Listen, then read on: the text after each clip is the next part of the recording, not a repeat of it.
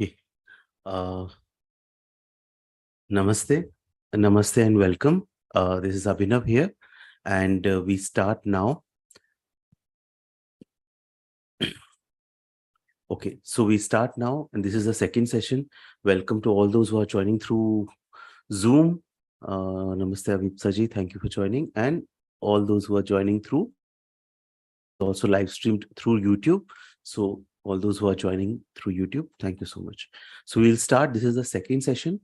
So in the first session, Namaste, Avipsa ji. Thank you so much. So in the first session, what we discussed was some introduction about Buddha's life, some introductory material we discussed about how to go ahead with these sessions, right? This is the first batch I'm doing. So basically for me also, it's like refining things and all. So we discussed some introductory things. Then we discussed about Buddha's life, main traditions of Buddhism. We covered that. Now we cover okay, so okay, I think this is the starting. So we can maybe do a recap kind of thing, right? So we discussed the learning plan, we discussed the Anapanasati meditation instructions, beginner learning resources, agenda of the sessions, life story of Buddha, then how the teachings are organized, main traditions of Buddhism, sub traditions of Buddhism, right? We discussed all that, right? So now we come to the core teachings, right? Now we come to the core teachings of Buddha. See, important thing to understand is that Buddha's teachings are very, very vast. It's like some spread over some 84,000 discourses. But the good thing is, and for people who want to implement the teachings in their life, is that the core teaching is the Four Noble Truths and the Noble Eightfold Path, right? So all the Buddha's teachings, see what Buddha did was that Buddha kept traveling.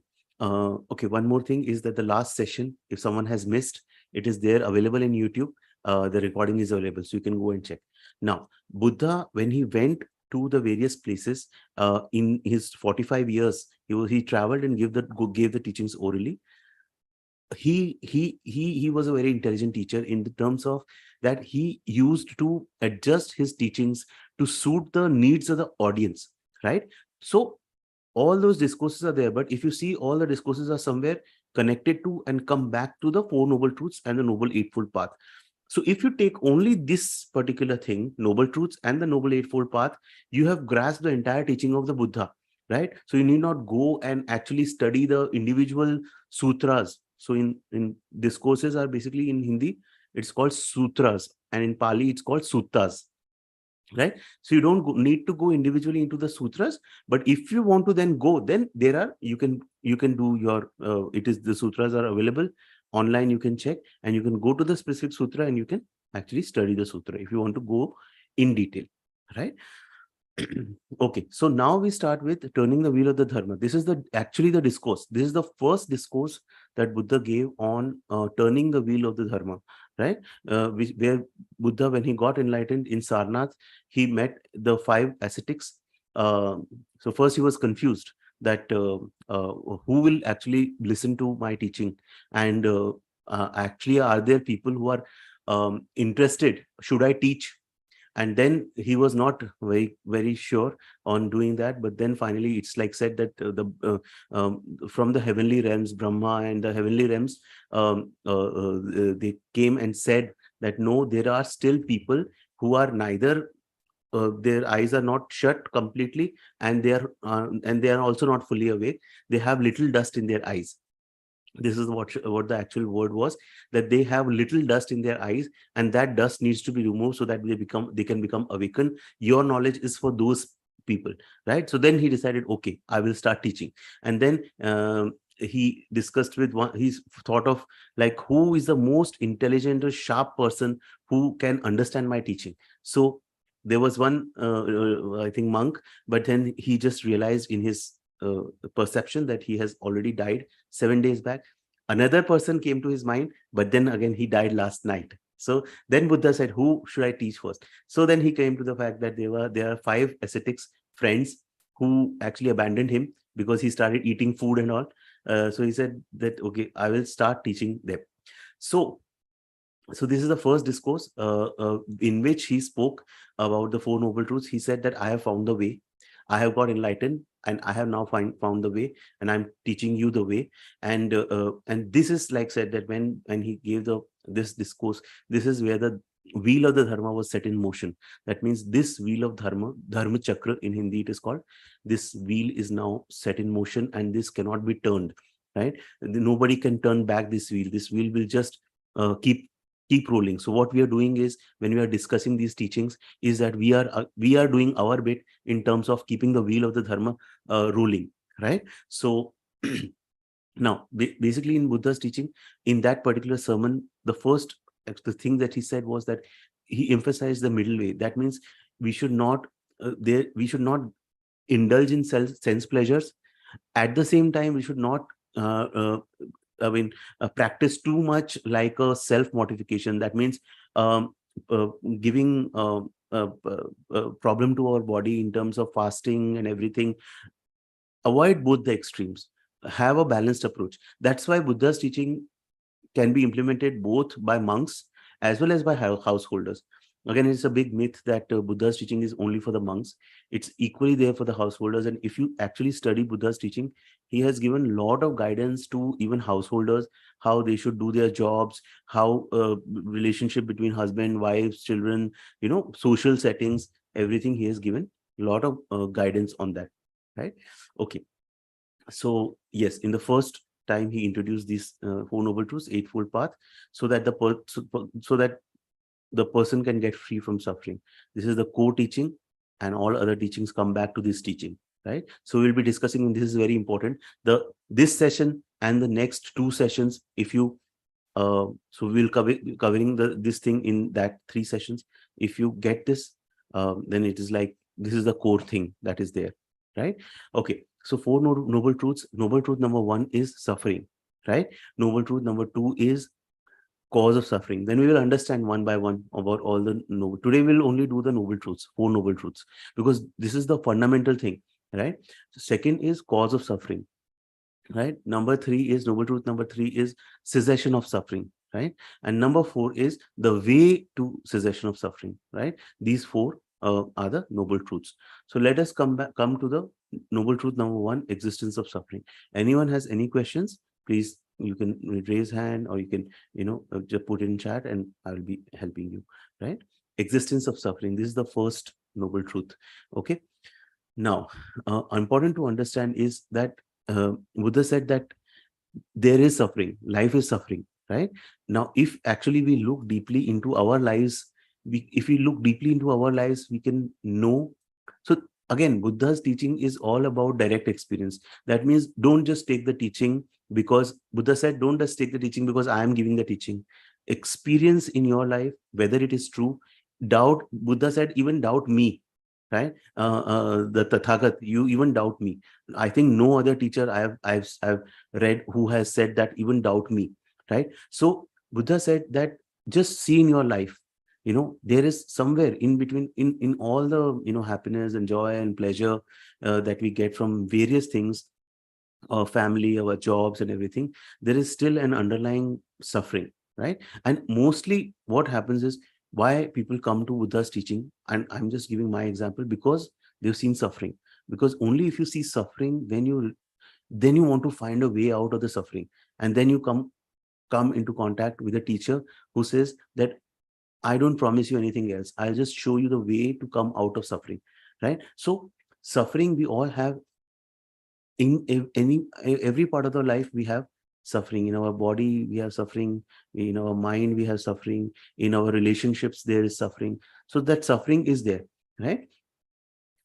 Okay, Buddha asked, I've just made points from whatever whatever I have studied, the main things which I think I can share, right? And this will keep evolving as I study more, as I have my practice deepens.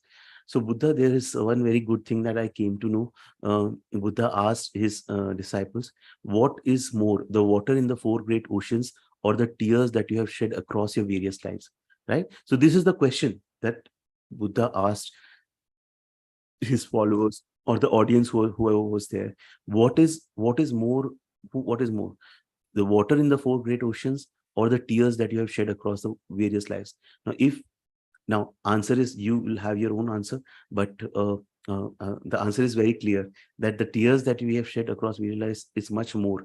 So the essential thing that Buddha is bringing us into consider is the suffering, right? That what the amount of suffering that we have seen in our various lives, right?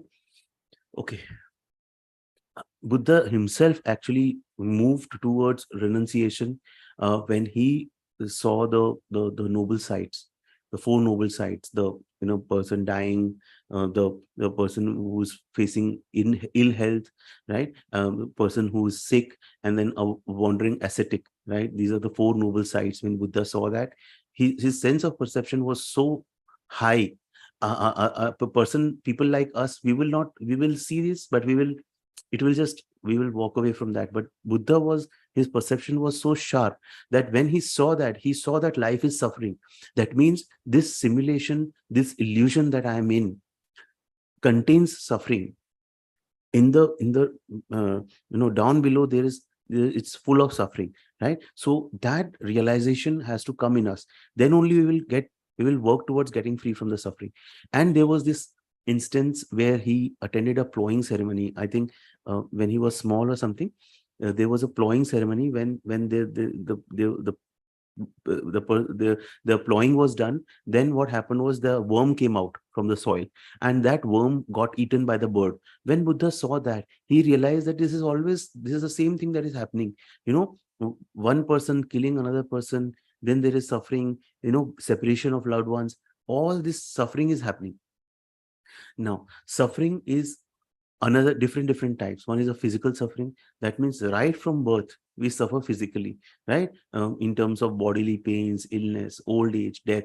These are things which are very, very real. And no matter whatever technological innovations or the innovations in medical science happens, this will be there. So there will be definitely the physical suffering, which we can for ourselves know.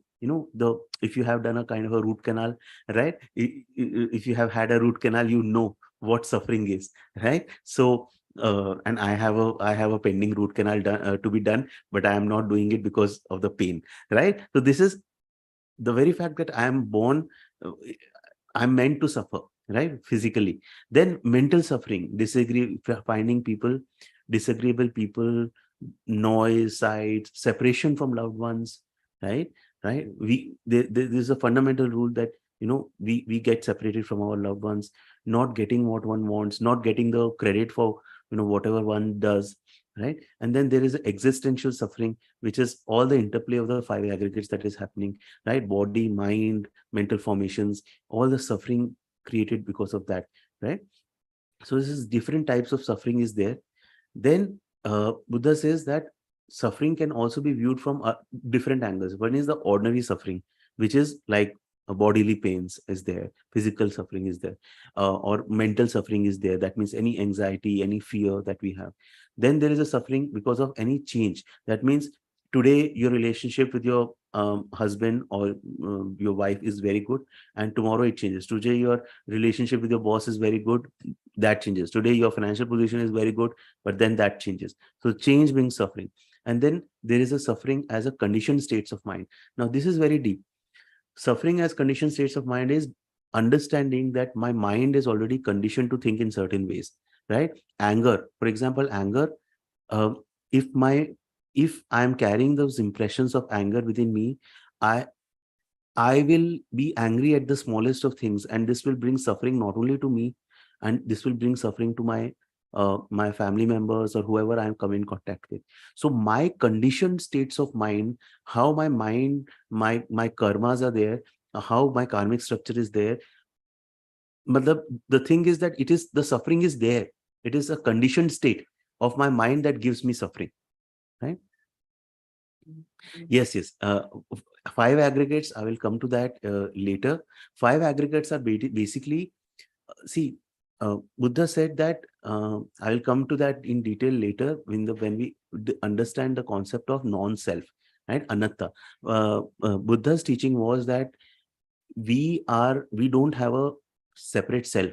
right? And this is where his teaching was very, very different from the Hinduism teachings of Hinduism, where they say that we have a separate self, Atman.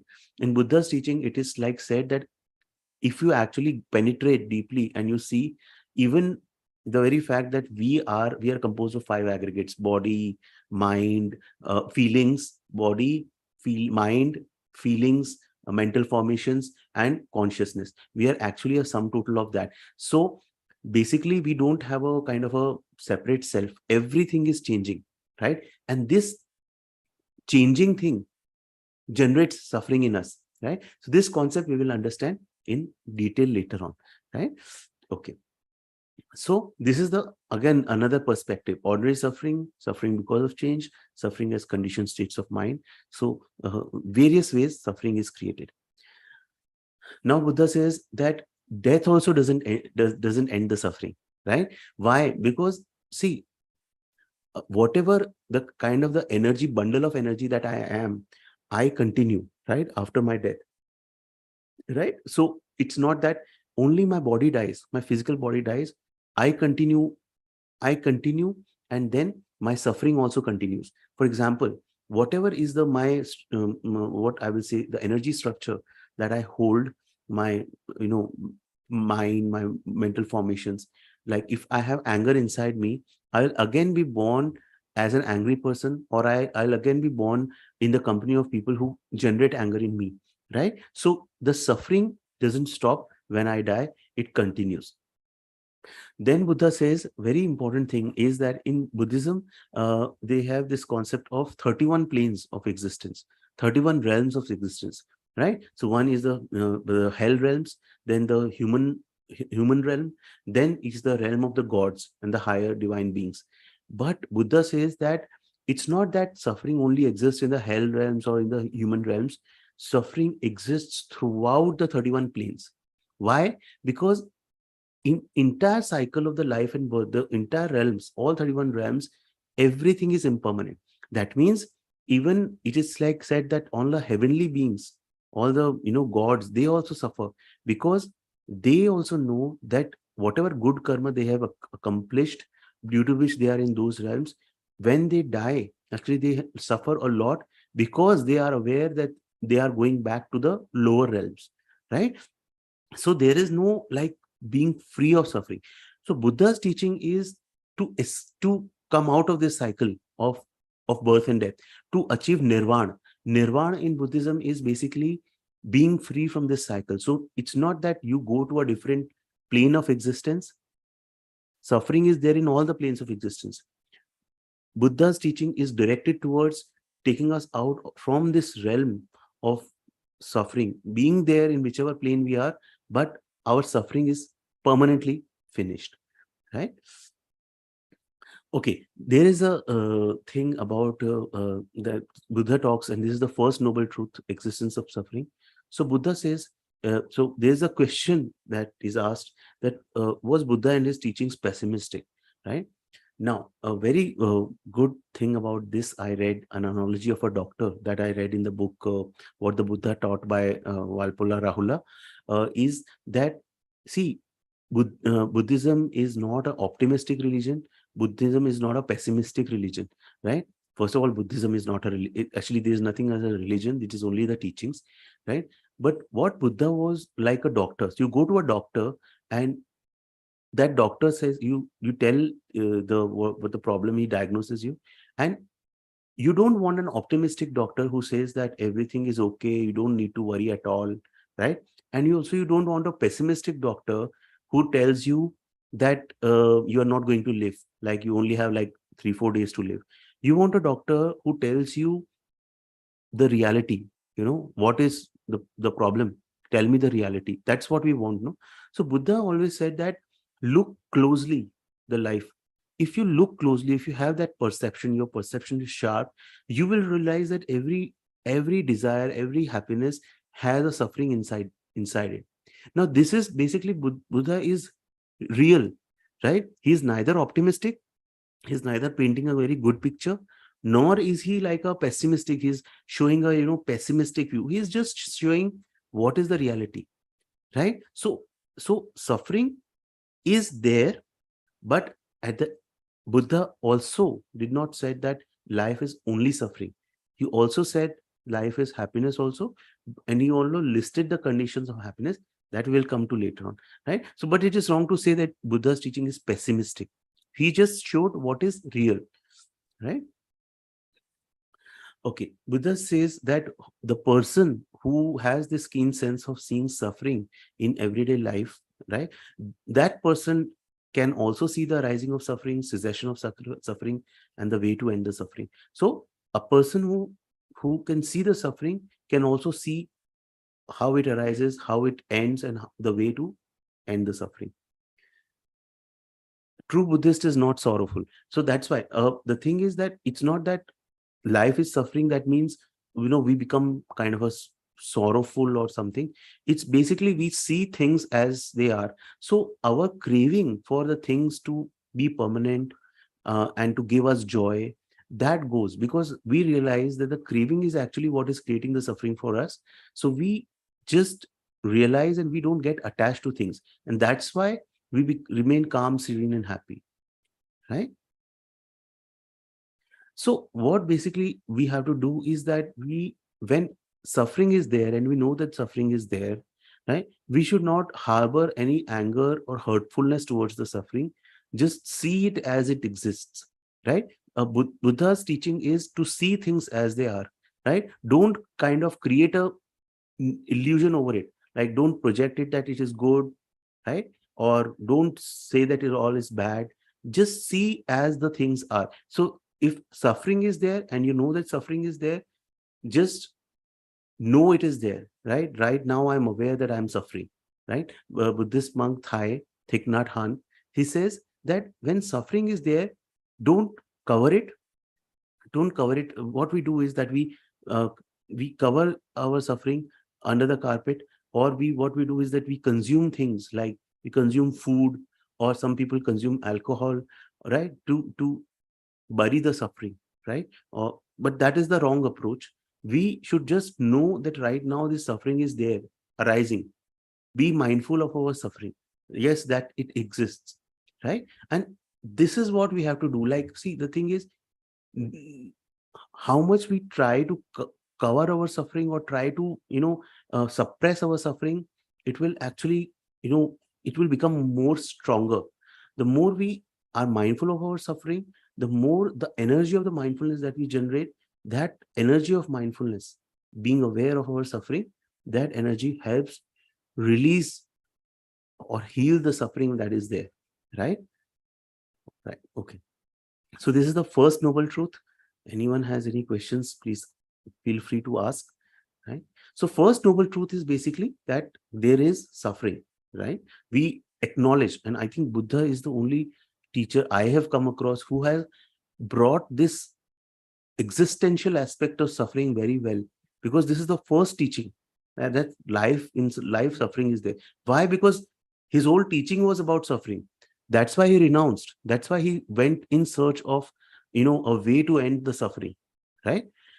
Okay, next noble truth number 2 is the cause of suffering. Knowing what is the cause, right? So there is a disease, right? Buddha is basically a doctor. There is a disease that is there. First he says that this is a disease. Then the cause, what is the reason for the disease, right? So basically, once we acknowledge that there is suffering, we need to look into the causes of suffering, right? Where from these sufferings have come. Now Buddha says that our own cravings, right? Cravings, attachments, selfish desire is the root cause. If we do not consider suffering as bad, then how we will get motivated to seize it? How can we see? Sorry, I'm not able to actually understand fully your question. If we do not consider suffering as bad, then how we will get motivated to seize it? Right. No, that's fine. So the essential, what my understanding is, I will not say suffering is bad, right? And I will also not say suffering is good. I will just see what Buddha's teaching is if this then that, like you have it in like programming languages and all. I'm not a technical person, but they do like if this then that. right? It's like mathematics or scientific thing. So I will only know that this, for what I have done till now, right? This, like in Buddhism, it is all the law of cause and effect. Like we have this theory of karma, right? So whatever suffering is there, I will only see it as it is there, right? Know its causes, that it has created this something to me. Now, I will not label it as bad or good. I know that it is bad. That's why I'm very, very clearly motivated. That's why I've come on this path. But I will not label it. I will not create self-pity for myself that, why is my life so bad, right? I will just know that, okay, for X, Y, Z things that I have done, for the bad actions that I have done in my whatever previous lives, I am seeing this suffering. I have this disposition of anger inside me, which is creating all these things for me. But now I know a path. If I follow that path, I can end the suffering that I have created, right? I'm not in the business of labeling it as bad or good. I'm just seeing it as it is when it is right. See, okay, understand one thing. When something arises, when suffering arises, you cannot do anything about it, right? When suffering is there, at this point, when I'm suffering, when anxiety, when fear, when depression is there, I actually cannot do right now anything. You can try 10 things, but when suffering is there, Buddha's teaching is just to recognize that it is arising in me, right? And know that this is the path what I have to follow to get free from suffering, right? It's not about seeing it as bad or labeling it as bad and then, getting that motivation, right? Just it's there, and I will just, whatever next steps that I take in my life, that will help me get free from the suffering. So I hope some perspective I gave you. Okay, so Buddha said that our own craving or our selfish desire, right, not selfless desires, right? If you have like desires for the betterment of the humanity, that doesn't create suffering. It's your selfish desires, our own attachment towards things. See, Buddha's core teaching is about impermanence. Everything is changing. Nothing is permanent. Our problem is that we think of ourselves as permanent, and we think we want to have kind of other things also as permanent, right? Welcome, right? We think like my relationship with my wife should be permanently good. No, it will not be like this. Everything is changing, right? Everything is changing, but our own limit. So actually, more than the craving, even deeper reason is the ignorance of not understanding that everything is changing. If I totally get it that everything is changing, right? If I am changing, every moment I'm changing, right? So it's like in Buddhism, it is said that you don't put the same foot in the same river, right? You don't put the foot in the same river. That means the river, the water is moving. So I am changing, situations are changing, everyone is changing. So where is the point of craving? But my own craving of wanting the things to be in a certain way and getting attached to certain, kind of things, situations, that creates the suffering for me. So three types of cravings. Craving for the five aggregates, craving for, again, five aggregates is something which we will cover later. Craving for existence. Basically, deep down, we have so craving for five aggregates is all basically attachments, the sense pleasures, right? All the five senses. What we create our karmas is, right? Our suffering is through the five senses. The way we speak, the way we, you know, uh, uh, what we see, what we speak, right? Then our mind, the kind of thoughts that we entertain in our mind, right? All that are getting attached to ideas, right? So all that we create suffering for ourselves. Then second type of craving is craving for existence. That means somewhere deep down we have a desire to continue. We want to continue. We keep want to continue creating karmas and be in this cycle of birth and death. That is again a craving at a subtler level. Then there is a craving, another type of craving, which is craving for non-existence, which some people have this craving of self-destruction, which is suicide. right? Destructing themselves or mortifying themselves, putting themselves through harm, right? These are the three kinds of cravings that are given in the Buddha's teachings, right? So, and cravings also accept to holding on to ideas, concepts, ideas about religion, ideas about nationality, ideas about, you know, all the, things about other people, holding on to judgments about other people. All these are cravings that we hold on to, that creates our suffering, right? So even for the craving, the root is ignorance of the fact that everything is impermanent and we don't have a separate self. So the fact that I I don't realize that I am impermanent, things around me are totally impermanent, every moment things are changing. This ignorance causes me to get attached and wanting other things to be permanent and creates my suffering. And this thirst, it's actually suffering. When you call craving, the word for it is in Hindi trishna, right? Trishna, that is the thirst.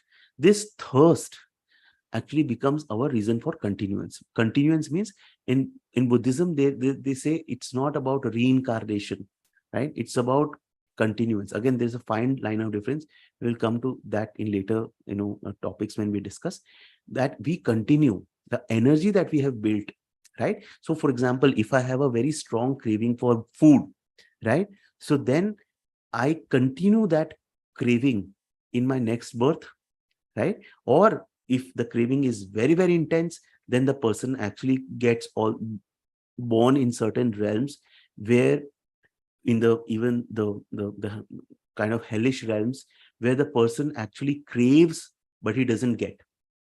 He, craves a lot of food, and the food comes to him and the food turns into garbage, right? Or, he craves for water, right? And the water comes, but that water is like muddy water which he cannot drink, right? So all that is suffering. The more intensely I harbor any particular desire, the more intensely the suffering will be there. And person chooses that particular realm where he or she can experience that kind of suffering. So there is no such thing as hell. There is like pools of collective consciousness that a person creates for himself to experience those kind of sufferings. This will cover when we discuss in the realms of existence later on, right? Right. Okay. It's causes of suffering. You can also call it arising of suffering or origin of suffering. Okay. Continuing in the same thing, and arhat is person who is free from the sense of self, free from ego, free from knowing that there is a permanent sense of self, right? The person who has got free completely, he does not create any further suffering. He does all the actions, but he doesn't create suffering because there is no binding. He doesn't get bound. No karma gets created. No suffering gets created. Okay.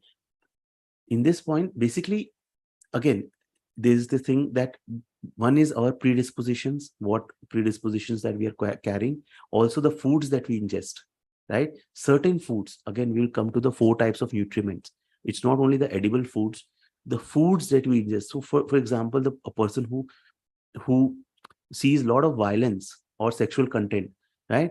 Definitely it's bound to, the lustful feelings and all will arise, and it will also, create lustful actions, right? So when we become, our sense of perception becomes sharper, we start seeing that what we have created which has caused this suffering, right? And as in my meditation practice, what I do is that the more I have been able to meditate and go deep within myself, somewhere I have got sense of what is the, kind of causes that, I have created the suffering. Somewhere there are those kind of insights you start getting. But for that, your mind has to be one pointed. Your meditation has to be deep. And you start realizing what you have done and what is causing the suffering in this life, right? So again, the thing is that I stop blaming the outside people. I stop blaming outside situations. I start looking in. I create my own suffering, right? So Buddha's teaching was that you have created your suffering, And now I will show you the way on how you can be free from suffering by following the path, right? It's not that, someone else can give you a shortcut, or someone else, some grace will happen to you somewhere. You like worship a god who showers the grace, and who will kind of, so you do all the bad karma, and then you worship and do the rituals and the pujas and everything, and all your bad karma will get wiped out. No. And somewhere, if your perception is sharp, you'll realize the truth on this, right? That you do something wrong, and you do some rituals, and everything will become okay. No, it doesn't happen like that, right? So instead of blaming others, blaming our situation, I start looking deeply within myself. At this time when suffering is arising, I look at my suffering. I start making my mind one pointed through meditation. I start doing ethical conduct, which we'll come to later on. What ethical conduct is recommended, what is the path that is, I start following the right path from today. Whatever has happened, but from today I will follow the right path, right? So this is the number two, the cause, the arising of suffering, right? Which is basically, first is the disease, which is suffering. Second is the cause, why that problem happened, right? So, and third is cessation of suffering. There is a solution, right? Now, if cessation of suffering was not there, who would have come on this path, right? So noble truth number 3 says that there is a way to put end there. The suffering can be ended, right? So this is the recognition of the possibility of getting free of the suffering and finding peace by elimination of the causes of dukkha. That is the thirst. Now, how? Right? By watching the play of the 5 aggregates, right? The body, mind, mental formations, the feelings. We can detach our mind from those aggregates and stop creating. So when suffering is arising, I only watch the suffering as it is arising within me, how it is playing in my mind, how it is playing in my body, the sensations that are coming in the body, right? I become a witness. I become mindful of my suffering. It's like Thai says, Thai, the Buddhist monk, uh, says very beautiful thing, that treat your suffering as your small uh, child, right? So when a mother is there and there is a small child crying, so what the mother does, she doesn't ask, why are you crying? Why are you crying?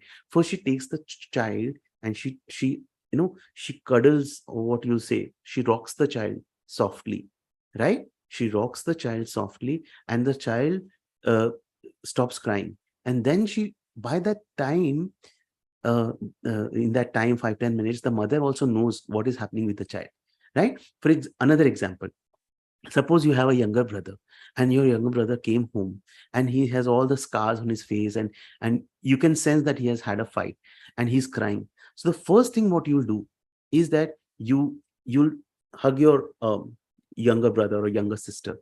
What you will do is that you will not question what happened, you are like this, right? You'll first hug that child, your brother or sister, and you'll console him or her.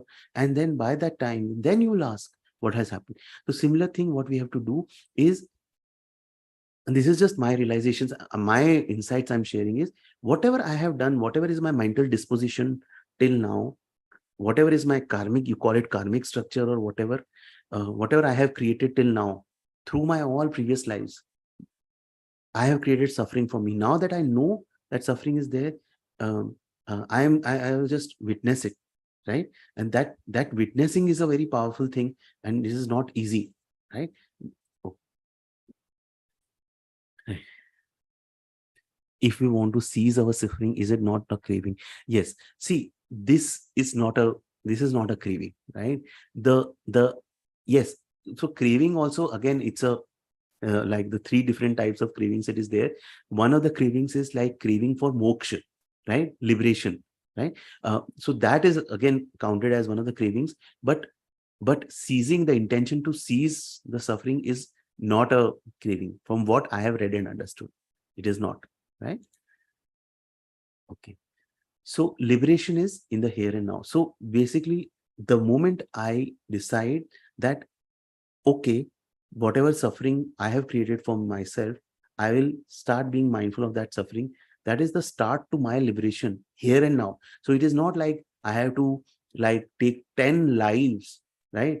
10 lives and again go in the birth and death cycle and then I will get liberated. No, liberation is in here and now, because the only moment I have is the now. In this moment, if I follow the path, and one of the paths is mindfulness, then in this here and now, I can aim for liberation, right?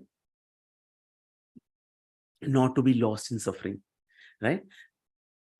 And what nourishes joy? There are two things. One is that when suffering is arising, knowing that there is suffering, I'll just witness the suffering. And Thai says that also see what nourishes joy, right, in me, right? So at this time, what nourishes joy, what is something which creates joy in me, and we can touch the seeds of joy, not craving. Joy is different and craving is different. Like pursuing a hobby, or drinking a tea with full mindfulness, or watching the blue sky, or walking mindfully in a garden, all these things. So the essential thing is, yes, there is suffering, right? And at the same time, there are a lot of things which are there which can give us joy, right? So when we are mindful, we can touch our suffering, we can sit with our suffering, we can heal our suffering, and at the same time, we can also create conditions in us, in our daily life, right? Maybe it's like writing some poetry or pursuing any hobby that gives us joy. So what basically we do is that our mental patterns are so strong that we are actually running like headless chickens. We are running from here and there. Our habit energy makes us run here and there, and we keep suffering. And we even don't know. 90% of the 95% of the people would not even know that they are suffering, but they just keep running. But then when some wisdom dawns in us, we realize that the fact that we are suffering, and then we can also create some conditions for us where we create joy for ourselves. Thai says that the suffering that binds us has also the seeds to free us. The root thing is that whatever binds us can also free us, right? So the suffering that is binding us is also freeing us. For example, like Thai says, no mud, no lotus. That means if there is no mud, then there will be no lotus, right? If there is no suffering, there will be no happiness, right? So suffering contains the seeds of happiness, and actually happiness contains the seeds of suffering, right? So we have to go beyond both, but we can also create happiness for us. Thai also says that Buddhas and the Bodhisattvas, they also suffer, but they have the skill to transform their suffering into joy, like gardeners. For example, what a gardener does, that he uses garbage to make manure, and then that manure is used to further all the plants and all, they can grow better, right? So we have to learn to transform our suffering through mindfulness, and in that suffering, we can find joy, right? Again, it's like a bit difficult to understand, but when we start practicing and becoming more aware of our mindfulness, and this is my own personal experience, I went through a very difficult phase, and actually that difficult phase made me, kind of, I tested these things on me. Is that when I went through a very difficult phase, what happened was I started witnessing my suffering as it is arising, not fighting with it, not losing myself in self-pity, just because I was following the teachings of Thich Nhat Hanh, the Buddhist monk, and I just started witnessing the suffering, how it is arising in my body. And what happened immediately after, in some practice, after some practice, self-love, love arose in me, loving myself in spite of all my problems. I've also made a detailed video on this particular thing, that love arose in me, right? And I think that was like a magical experience for me. And I think once love starts arising within ourselves, uh, what more is required, right? We start loving ourselves in spite of everything else, right? So this is the teaching, right? So this is the third, that the suffering can be ceased, because if the suffering cannot be ceased, then there's no point of studying anything, right? So, and then the fourth is the way. Buddha said the way to the cessation of suffering. Buddha said that there is a way, dear monks. Now I'll tell you the way. So now what Buddha has done is disease, right? Finding the disease, what is causing the disease, finding that yes, there is a solution that exists, and then fourth noble truth is the medicine, right? That this is the medicine you take for the disease, for elimination of the disease. And for that he prescribes the noble eightfold path, which is also called in Hindi Ashtang Marg, right?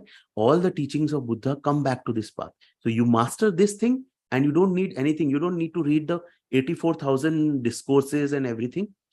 Only master these 8 things, which we will discuss in the coming sessions. So again, so this is the middle path, right? The path that is neither too self-indulgent, neither it is towards self-mortification. It's a middle way, middle path, right? It's like right understanding, right thinking, right speech, right action, right livelihood, right effort, right mindfulness, and right concentration. So these are the like the 8 limbs of this path, right? So this is the noble truth number 4, the way to cease the suffering, right? So this is the noble truth. Now all these 8 paths are like interconnected, right? They are like a, if you like think of like a cable, Bhikkhu Bodhi, he gives the example of this analogy he gives of a cable which has like the 8 fiber, 8 small wires. Like you have a one main wire, and the 8 wires are actually intertwined. So if you practice one path, if you practice one path, like you take that one path, right mindfulness, and you start becoming more mindful of everything in your life, right? Automatically it will you start becoming mindful in your speech, in your actions, right? Everything. Or if you take one thing like right understanding, which is like the right view, seeing all things as impermanent, you will start following the rest of the 8. So it's not that you follow path 1, then you follow path 2, or it is also like not like the level of difficulty, like path 1 is least difficult and path 8, not like that. They are all interconnected. It's like in Hindi they call it as a dharm chakra. I'll maybe paste that image also. 8 paths, right? Ashtang chakra, right? Now this eightfold path, what it does is that there are basically 3 essentials in Buddhist training. 3 essentials. One is ethical conduct, first one, doing the right things the right way, ethical way. Second is mental discipline. That means disciplining the mind. Till the mind, our mind is going here and there, we cannot practice, right? We cannot do any ethical conduct. Right? Our mind has to be made one-pointed. Third is wisdom, seeing things in the right way. So this eightfold path helps us in perfecting the 3 essentials of Buddhist training. And we can divide actually this eightfold. So either what we can do is that we can go one by one, right from the first, or a better way, what as what I have studied, the leading Buddhist teachers, what they do is that they divide it like this, right? So I have also decided to divide it like 3 ways. Ethical conduct. Ethical conduct comprises of right speech, speaking in the right way. Right action means doing the right action, not lying, not stealing, not taking what is given, no sexual misconduct. Right livelihood, that means having a livelihood which is right, right? Not harming others. Second is, so ethical conduct, we'll come to this, every point will come to this. Second is mental discipline. That means making the mind right, right? In the mind is all the suffering, right? So so disciplining the mind through right mindfulness, right concentration, right effort. Third is wisdom, right understanding and right thinking, right? So now next what we will do is that we will start with one by one all the 8 parts. We will try to cover all these 8 parts in like 2 sessions, right? In the coming sessions we'll cover in the 2 sessions. So today we will close here, right? In where we have understood the noble truth 1 to 4, right? And in this noble truths, if anyone has any questions, I have I clarified things for you, or have I confused you even more, right? So please do let me know if anyone has any questions. Noble Eightfold Path we will take in the next lecture, like next session, next Thursday, 7 p.m. So anyone has any questions? Anyone, if you want to ask anything?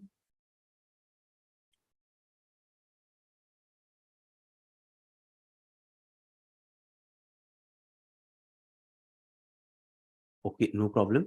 If you have any questions, there is a Telegram group also.